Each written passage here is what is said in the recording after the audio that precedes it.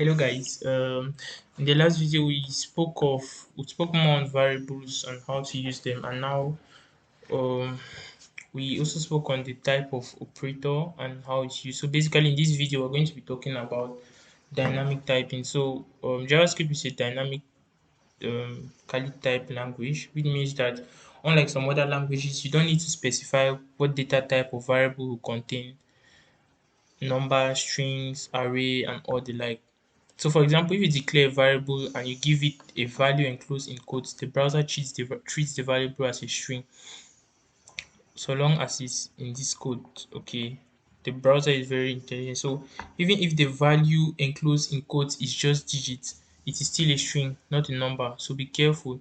For instance, if you do this, let my number be equal to this, uh, this is a string because it's enclosed in quotes.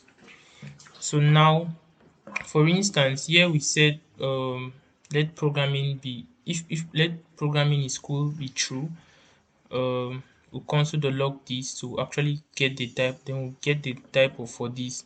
So now, talking now of dynamic typing, what we can do here, we can easily say programming is cool. We can say, let's say yes, and see what happens. Okay, let's this thing is already running.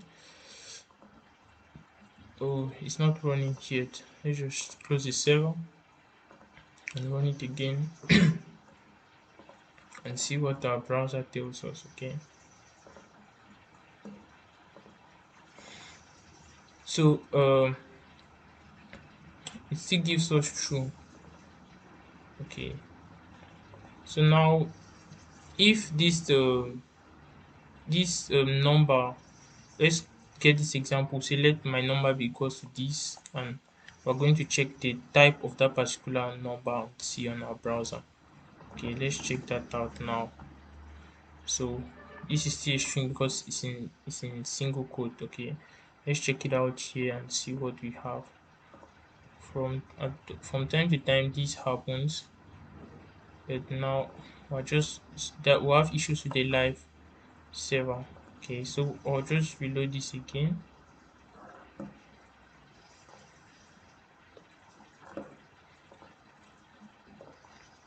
So now we're going to, sorry, you don't have to inspect, you don't have to view precise. So let's see here, there is a type error. All right, that means it does not saved completely. Okay, so all right, so now if you try entering the four lines upon your console number one, you see the result. You notice that we are using a special operator called the type of, right? It returns that. So basically that's how it works. Now, as well as variables, you can also declare constants in JavaScript. Like I said, there are three ways: either use the let or the const. But now the const, using the const means it's stagnant. It will not change throughout your code. So it's preferable to use const of with variables like pi, which is already known to be a particular number. So for example, that so similarly the let, you can initialize a variable and then assign a new value as we have been doing here. In subsequent video, we're going to use this thing practically.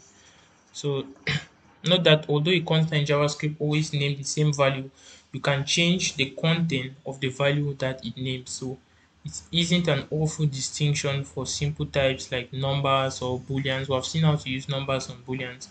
So here you see like const variable, const birth, this, then const along. So now it gets for a species of that particular bird and displays this species.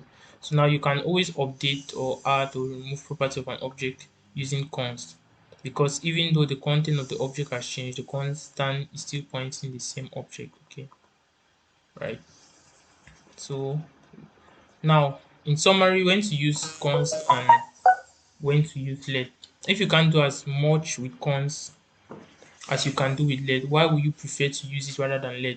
In fact, const is very useful, right? But if you use const to name a value, it tells that anybody looking at that your particular code know that that particular name can never be assigned to a different value. And anytime they see that name, they know what it refers to. For instance, you see our code here, we have been using let, right? So if we come and say const program is code equals to 12, right? It does not actually make sense. But now if we say const price equals to 3.14, right?